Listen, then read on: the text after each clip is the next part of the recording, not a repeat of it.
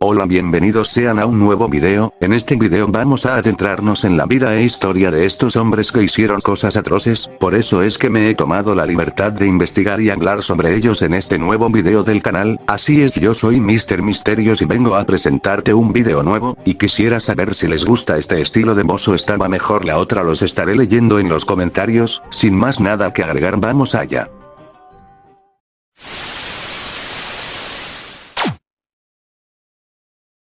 Mark Winchell.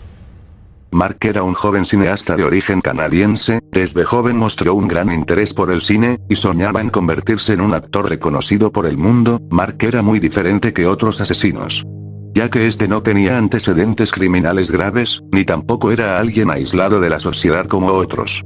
Tampoco llevaba una doble vida evidente, bueno, al menos al principio.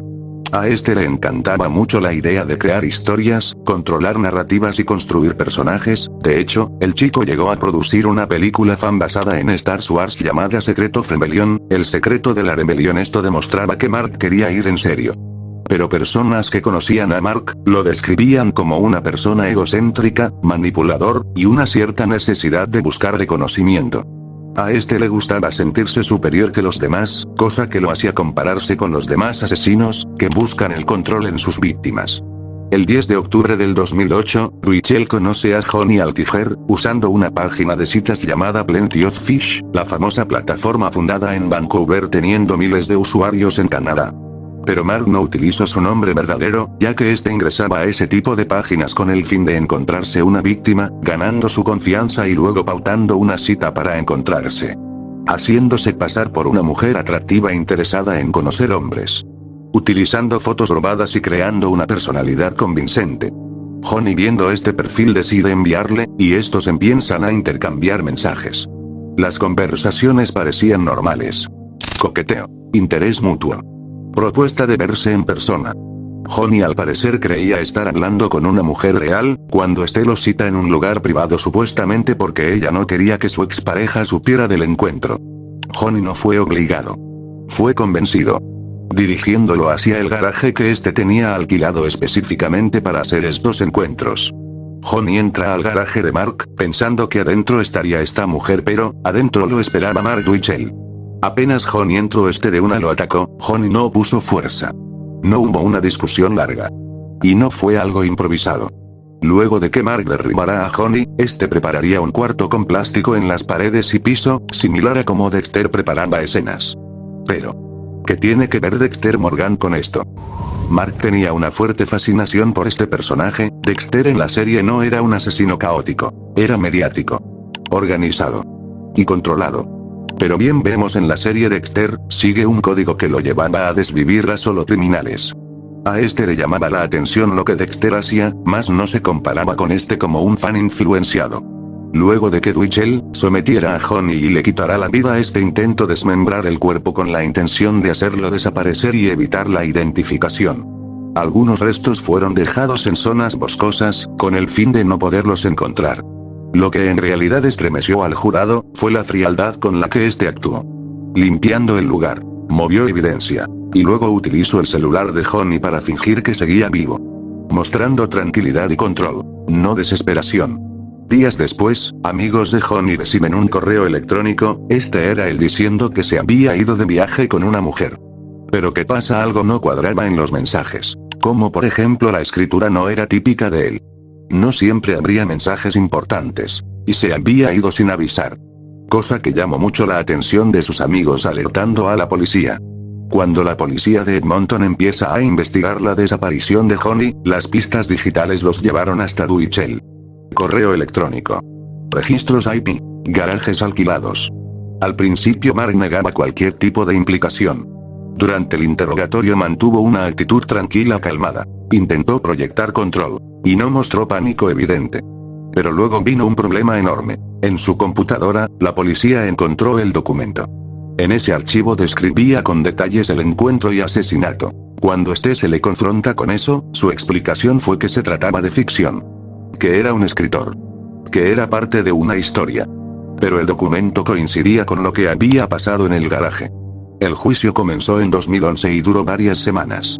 Y la fiscalía sostuvo que el asesinato fue algo planeado, meticuloso, previamente organizado. Mostraron el alquiler del garaje, la preparación del lugar y los mensajes enviados desde la cuenta de la víctima. La defensa de Dwichel fue que actuó en defensa propia. Afirmó que el encuentro se salió de control y que el homicidio ocurrió durante una pelea. Pero si fue en defensa propia, porque el perfil falso, porque el garaje preparado, porque el intento de encubrir, porque escribir un relato detallado. Para luego en abril del 2011, fue declarado culpable de asesinato en primer grado, recibiendo cadena perpetua sin permiso a libertad condicional durante 25 años. Jimmy Jones. El 18 de noviembre de 1978, en medio de la selva de Guyana, más de 900 personas murieron en cuestión de horas. No fue un accidente. No fue una guerra. No fue una orden. Un líder religioso convenció a cientos de hombres, mujeres y niños de que la muerte es la última salida. Esta es la historia de cómo la fe, el miedo y la manipulación se combinaron para crear una de las tragedias más impactantes del siglo XX. Jim Jones nació el 13 de mayo de 1931 en Lynn, un pequeño pueblo del estado de Indiana. Creció en un entorno humilde, marcado por la pobreza y una fuerte sensación de aislamiento.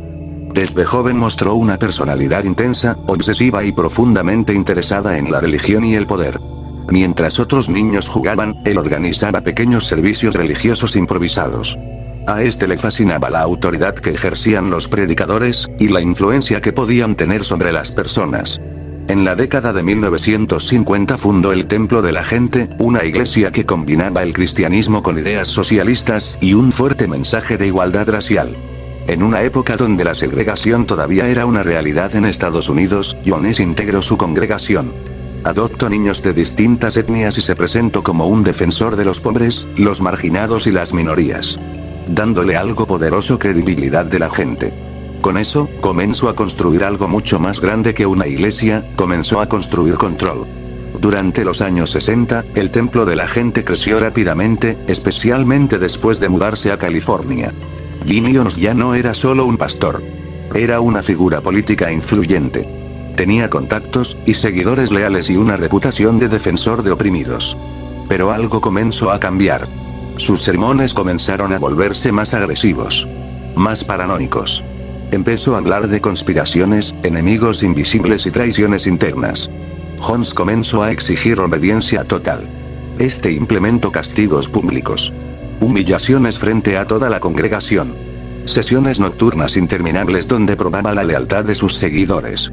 Organizaba simulacros llamados Whitney's, noches blancas, donde hacía creer a sus miembros que debían prepararse para morir por la causa. Les daba lo que parecía ser veneno, solo para luego revelar que había sido una prueba. Este era como una especie de experimento psicológico. Y estaba midiendo hasta dónde podían llegar. Aparte de hacerlos creer que morirían por envenenamiento, este también pedía que le dieran todos sus bienes al templo. Casas, ahorros, salarios. Mientras tanto, su comportamiento personal se volvía errático. Este empezaría a consumir drogas con frecuencia. Dormía poco. Su tono de voz se volvía impredecible. Este podía estar hablando calmado cuando de repente pasara el grito en segundos. Así que luego vinieron los aislamientos. Separando parejas. Asignaba a niños a cuidados colectivos. Intervenía en relaciones íntimas. Y decidía quién podía hablar con quién. Ya no era una iglesia. Era un sistema de encierro. En ese sistema la voz de Jones no solo era autoridad religiosa, era la única verdad permitida. Hasta que luego en el año 1977, Jim Jones tomó una decisión definitiva. Si el mundo exterior era un enemigo, entonces había que abandonarlo. En medio de la selva de Guyana, en Sudamérica, el Templo de la Gente comenzó a construir un asentamiento aislado. Lo llamaron Jonestown, vendiendo una idea poderosa. Un paraíso socialista, una comunidad autosuficiente, lejos del racismo, el capitalismo y la persecución. Un supuesto nuevo comienzo. Más de 900 personas fueron trasladadas allí. Familias enteras dejaron atrás sus hogares, trabajo y todo lo que poseían. Muchos ya habían entregado sus bienes al templo. No había vuelta atrás. Pero este paraíso prometido no era como Jim lo pintó. A ver, Jonestown estaba rodeado de selva densa.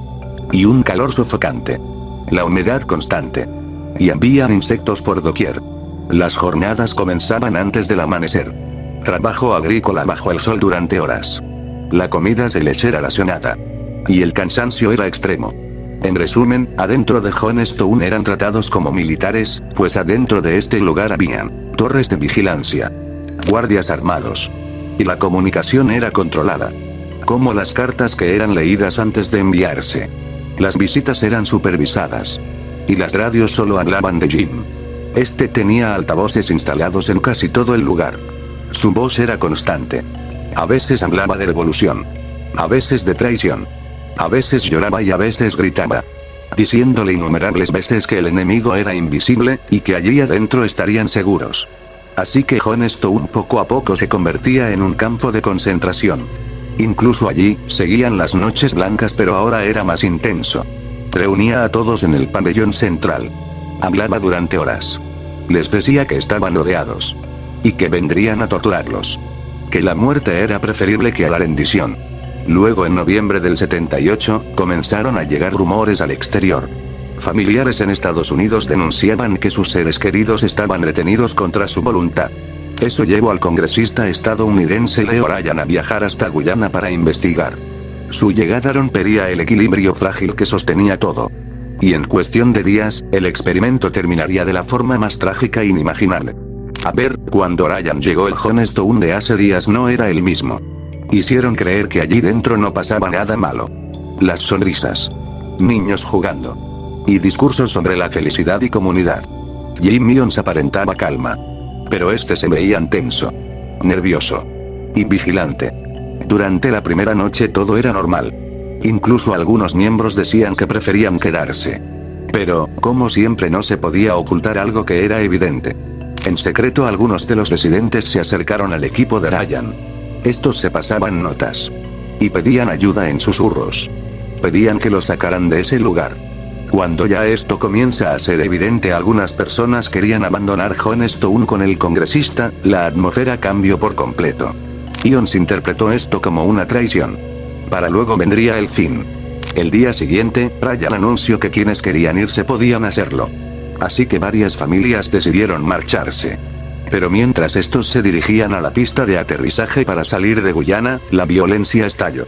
En la pista de aterrizaje de Port Kaituma, hombres armados enviados desde Johnstone abrieron fuego contra el grupo.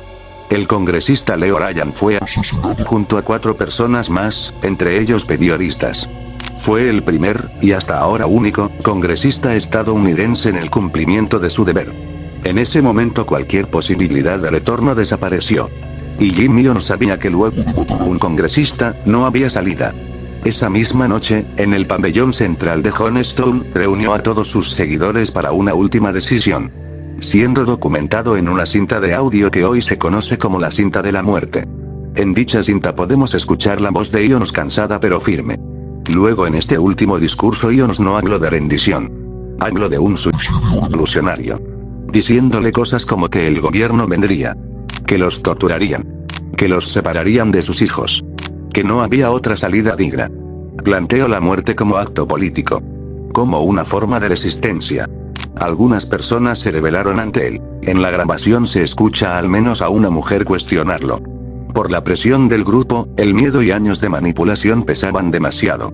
En el centro del pabellón colocaron un recipiente grande con una especie de bebida saborizada mezclada con cianuro y algunos sedantes.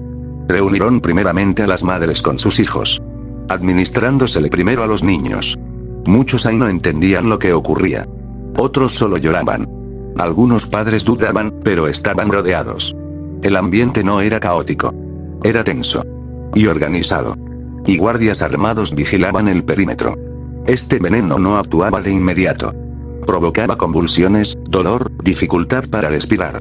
Myons seguía hablando por el micrófono insistiendo que lo que estaban haciendo era lo correcto. Para luego en cuestión de minutos el pabellón se convirtió en un campo de cuerpos inmóviles. Llevando la vida de 900 personas. Entre ellas, más de 300 niños. Jim Myons no tuvo un juicio, fue encontrado con una herida de bala en la cabeza. No murió por el veneno que le dio a los demás a beber. Siendo uno de los casos perdidos más impactantes de la historia de Estados Unidos. Theodore John Kaczynski. Durante casi 20 años, envió bombas por correo en Estados Unidos. Nadie sabía quién era, dónde vivía, ni por qué lo hacía. El FBI lo llamó una bomber, y resultó ser un brillante matemático formado en Harvard University. Theodore John Kaczynski, pero, llamémosle Ted. Nació en 1942 en Chicago, en el estado de Illinois. Desde pequeño demostró una inteligencia fuera de lo común. Su coeficiente intelectual era extremadamente alto y avanzaba en la escuela mucho más rápido que los demás niños. A sus 16 años logró algo extraordinario. Entró a la Universidad de Harvard, una de las universidades más prestigiosas del mundo. Pero la experiencia no era muy fácil. Era muy joven comparado con los demás estudiantes. Se sentía aislado y tenía pocas habilidades sociales. Después de Harvard continuó su carrera académica en la Universidad de Michigan, donde obtuvo un doctorado en matemáticas. Sus profesores lo consideraban brillante. Tan brillante que, con tan solo 25 años, se convirtió en profesor de la Universidad de California, Berkeley. Parecía que estaba destinado a una gran carrera académica. Pero, algo cambió. En el año 1969, apenas 2 años después de empezar a enseñar en Berkeley, Ted tomó una decisión sorprendente. Renunció a su puesto como profesor. Abandonó la vida académica y desapareció prácticamente de la sociedad. Se mudó a una pequeña cabaña en las montañas cerca de Lincoln, Montana. La cual no tenía electricidad, no tenía agua. Y no tenía calefacción moderna. Ted vivía cazando, cultivando comida y leyendo. Pero durante esos años comenzó a desarrollar una ideología radical. Creía que la sociedad industrial y la tecnología estaban destruyendo la libertad humana. Pensaba que la forma de detener esto era, con violencia. El primer atentado ocurrió en el año 1978. Un paquete misterioso fue entregado a Buckley Crist, un profesor de ingeniería de materiales en Northwestern University. El paquete apareció en el campus de la universidad. Pero, sin embargo, había algo extraño. El paquete parecía haber sido enviado por el propio profesor Buckley Crist. Pero Crist dijo que nunca lo había enviado. Y esto hizo que el paquete pareciera sospechoso, por lo que fue entregado a la seguridad del campus. El oficial de seguridad Terry Marker decidió abrir el paquete para revisarlo. Cuando lo abrió, la bomba explotó, hiriéndolo en las manos y el cuerpo. Y el profesor nunca llegó a abrir este paquete porque los de seguridad no se lo permitieron. El segundo ataque ocurrió un año después del primero, el 9 de mayo de 1979. Este ataque confirmó que el incidente de 1978 no había sido un caso aislado. En esta ocasión el paquete bomba fue enviado a John Harris, un estudiante de posgrado en Northwestern University, en Evanston, Illinois. El paquete llegó por correo al campus, igual que el primer ataque. Cuando Harris abrió el paquete, el dispositivo explotó. La explosión no fue mortal, pero el estudiante sufrió quemaduras y heridas por metralla. Luego de los primeros ataques, el mayor desafío del FBI no era solo encontrar al culpable, era entender cómo pensaba. Porque las bombas de Ted no eran normales. No seguía patrones típicos. Utilizaba materiales fácilmente rastreables. Y parecían diseñadas con una obsesión casi artesanal. Cada dispositivo era prácticamente hecho a mano desde cero. Utilizaba madera tallada en lugar de metal cuando podía. Fabricaba sus propias piezas. Evitaba usar componentes industriales identificables. Esto tenía un objetivo claro: no dejar rastro. Así que para los del FBI se volvió todo un dolor de cabeza, ya que no podían rastrear piezas a tiendas, fábricas o proveedores. Estos dispositivos de Ted parecían engañosos. Ya que este diseñaba las bombas para engañar completamente a las víctimas. Parecían libros. Paquetes comunes. Cajas inocentes. Pero al abrirlo, activaban un mecanismo oculto. Eran dispositivos pensados para detonar en el momento exacto que alguien confiaba en el objeto. A medida que analizaban los restos, los agentes descubrieron algo inquietante. Muchas piezas tenían marcas grabadas a mano. Entre ellas, unas letras. FC. Durante años, nadie sabía qué significaba. No era una empresa. No era un fabricante. Era algo personal. Hasta que luego más tarde descubrirían qué significaba Freedom Club, el nombre que Ted usaba para su supuesta lucha contra el sistema. Lo que más preocupaba al FBI era que las bombas mejoraban con cada ataque. Se volvían más complejas. Más difíciles de detectar. Y más peligrosas. Esto mostraba que Ted estaba aprendiendo. No era alguien improvisado. Era alguien paciente, metódico, y cada vez más eficiente. Y fue cuando el caso dejó de ser local, y se convirtió en una cacería nacional. El FBI se da cuenta de la magnitud. Y empiezan a conectar todos los ataques. Ven que no hay patrones claros. Se crea un equipo especial para encontrar a un solo hombre. Era una de las investigaciones más largas del FBI. Y muy luego a través de los dispositivos, los analistas empezaron a construir un perfil. Altamente inteligente. Conocimiento técnico. Vive aislado. Odio profundo hacia la sociedad moderna. Y sin saberlo, estaban describiendo perfectamente a Ted Kaczynski. Pero, atraparlo no fue tan fácil como creen. El FBI pasó años sin pistas claras. No hay huellas, ni ADN útil. No hay sospechoso firme. Estaban luchando contra un fantasma. Y a medida que los ataques se acumulaban, el FBI comenzó a conectar un patrón. La investigación tomó el nombre como una bomba. Y el nombre que estos le pusieron al atacante venía de sus objetivos. Por universidades. A por aerolíneas. Y bomb por bombardero. Y con el tiempo, ese código se transformó en el nombre que todo el mundo conocería. El Unabomber. Hasta que luego en el año 1995, todo cambió. El atacante decidió hacer algo que no se esperaban. Decidió hablar. Ese mismo año, envió cartas a dos de los periódicos más importantes de Estados Unidos. El The New York Times, y el The Washington Post. Dentro había exigencia muy clara. Si publicaban su manifiesto, detendría los ataques. El texto tenía más de 35.000 palabras. Su título era, Industrial Society and its Future. No era un simple mensaje. Era una declaración de guerra ideológica. El manifiesto, del Unabomber afirmaba que, la tecnología estaba destruyendo a la libertad humana. La sociedad moderna controlaba a las personas. El progreso no era avance sino una amenaza. Para él, la única solución era detener el sistema. Las autoridades estuvieron contra la espada y la pared. Ya que publicar este manifiesto era darle voz a un terrorista. Pero también podía ser la única forma de atraparlo. Finalmente, el texto fue publicado. Y luego esa decisión cambiaría todo. Porque entre millones de lectores, hubo alguien que reconoció algo inquietante. Y no fue una cara ni una pista física. Fue, la forma de escribir. Y ese alguien era David Kaczynski, el hermano de Ted. Reconoció el estilo. Las ideas. Incluso ciertas expresiones. Pero aceptar lo que estaba pensando, no era fácil. Porque significaba que el terrorista más buscado del país, era su propio hermano. Durante semanas, este dudaba de lo que pensaba. Pero finalmente tomó una decisión que cambiaría la historia. Contacto al FBI. Los agentes compararon antiguos escritos de Ted con el manifiesto. Y cuanto más analizaban, más coincidencia encontraban. Ya no era una sospecha. Era una pista real.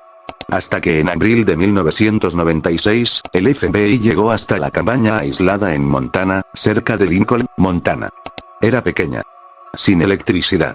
Sin agua corriente. Pero lo que Ted tendría adentro, lo confirmaría todo. Adentro encontraron bombas listas para ser enviadas. Materiales para fabricar explosivos. Y algunos borradores del manifiesto. Diarios personales detallando los ataques. En ese momento, no había dudas. Habían encontrado a Unabomber. Y Ted Kaczynski sería arrestado ahí mismo. Sin persecuciones. Ni resistencia. Después de casi 20 años, la cacería humana había terminado. Hasta que en el año 1998, fue condenado a cadena perpetua sin permiso a libertad condicional. Pasó el resto de su vida en prisión, hasta su muerte en el año 2023. Dándole cierre a uno de los casos más extensos del FBI. Dennis Rader. Un asesino en serie cometió un error tan absurdo, que terminó entregándose sin darse cuenta. Su nombre era Dennis Rader, y durante años jugó con la policía mientras llevaba una vida completamente normal en Wichita. Dennis Lynn Rader nació el 9 de marzo de 1945 en Pittsburgh, pero creció en Wichita. Desde joven mostró fantasías violentas y obsesiones con el control. Según confesó años después, disfrutaba atar animales y tenía pensamientos violentos desde la adolescencia. Sin embargo, su vida adulta parecía completamente normal. En 1971, Dennis se casó con Paula Dietz, una contadora que según las investigaciones, nunca sospechó de la vida secreta de su esposo. Juntos tuvieron 2 hijos y llevaron durante años una vida aparentemente tranquila. Para sus vecinos y conocidos, Dennis era un hombre responsable, trabajador y dedicado a la familia.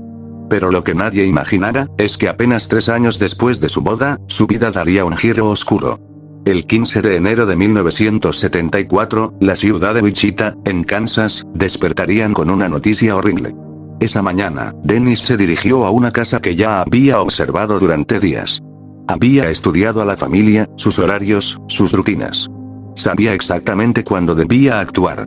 Dentro de esa casa vivía la familia Otero.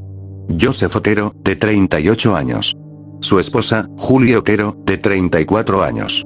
Y sus 2 hijos, Joseph Jr., de 9 años, y Josephine, de 11. Era una familia común. Una vida normal, en un vecindario tranquilo. Pero ese día, todo cambió.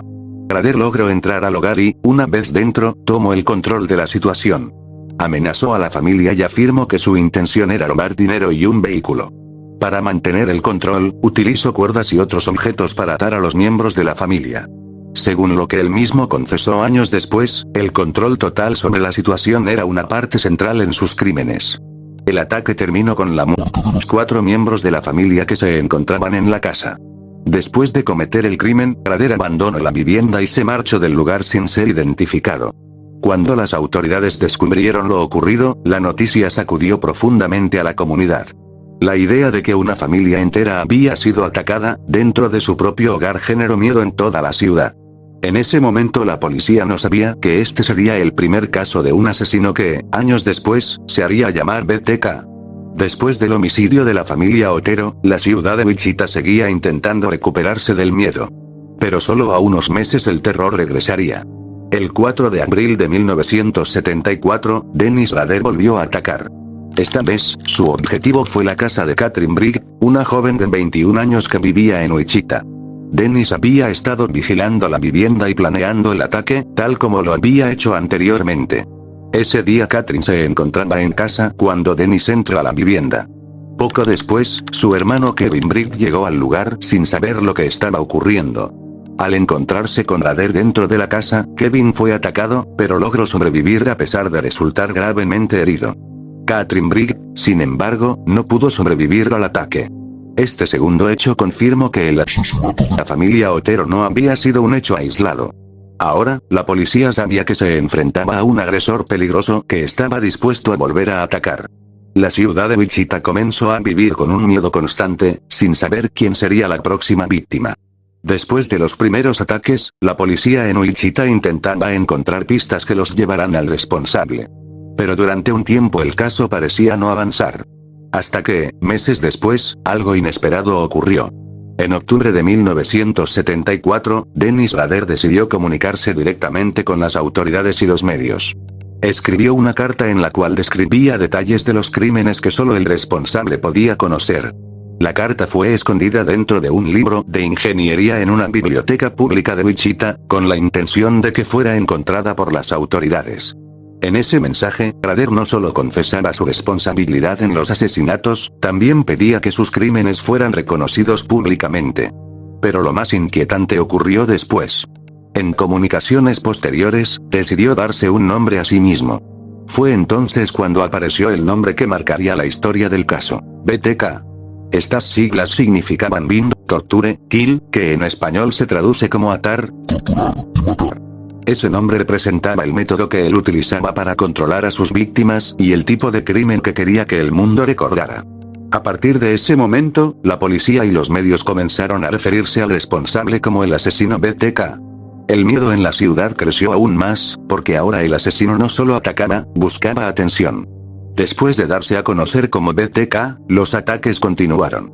Durante años siguientes, el asesino volvería a actuar en diferentes momentos, manteniendo la ciudad en constante tensión.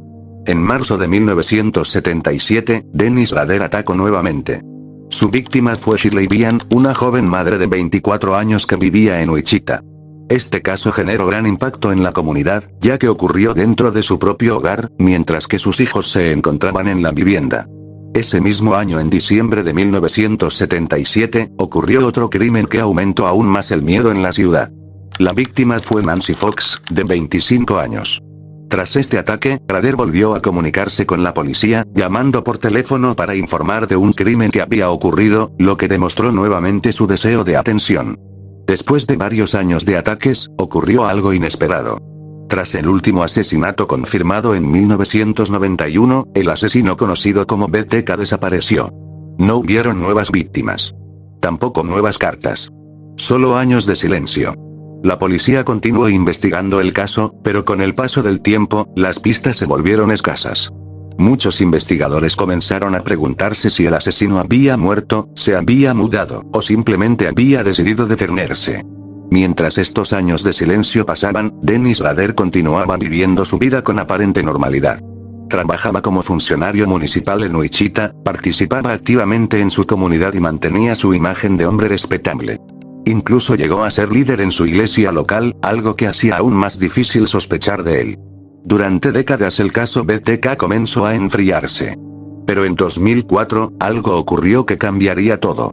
Después de años de silencio, BTK decidió volver a comunicarse. En 2004, después de más de una década de silencio, el asesino conocido como BTK volvió a aparecer. Comenzó a enviar cartas, fotografías y mensajes a la policía y a los medios de comunicación.